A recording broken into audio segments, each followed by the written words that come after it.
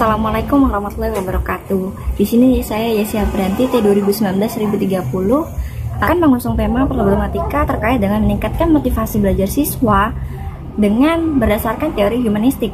Kenapa motivasi belajar siswa itu sangat diperlukan?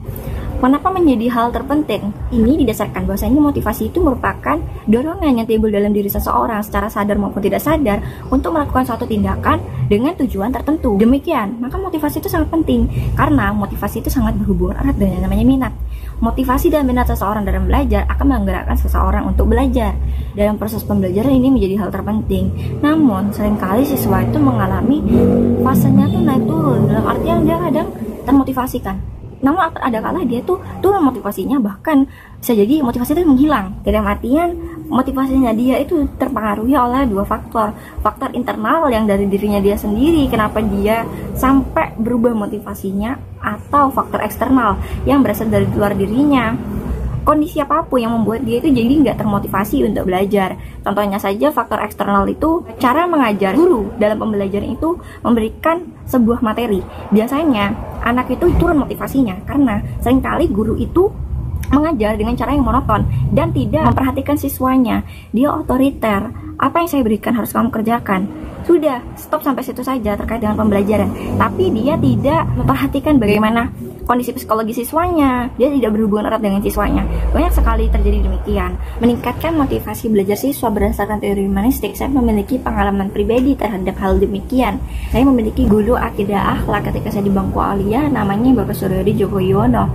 Jadi beliau itu memiliki cara inovatif untuk membangkitkan motivasi siswa dan mampu memeliharanya sampai akhir anak itu sekolah dari aliyah. Bapak itu misalnya dalam pembelajarannya membentuk 5 kelompok besar dari anak satu kelas. Kemudian diwajibkan masing-masing kelompok itu membuat 10 soal beserta jawabannya yang logis dan disertai dalil-dalil yang tersirat di dalamnya.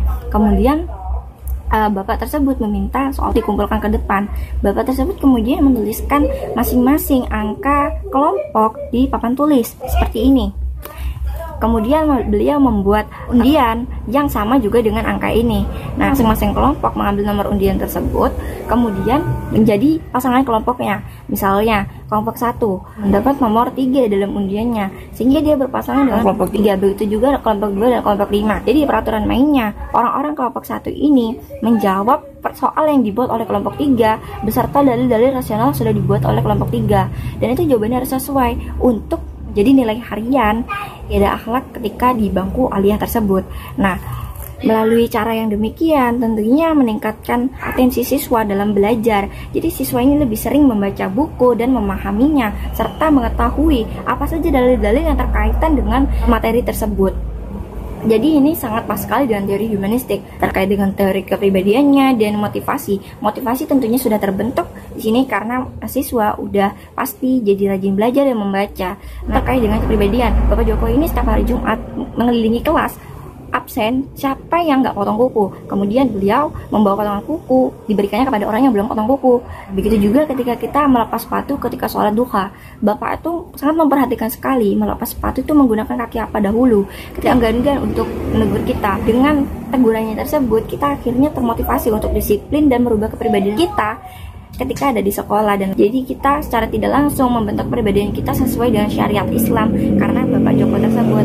Nah, ini sangat relevan sekali dengan teori humanistik yang mengatakan bahwa bukan aspek kognitif saja yang dipentingkan, melainkan juga kepribadian siswa dan motivasi siswa dalam belajar.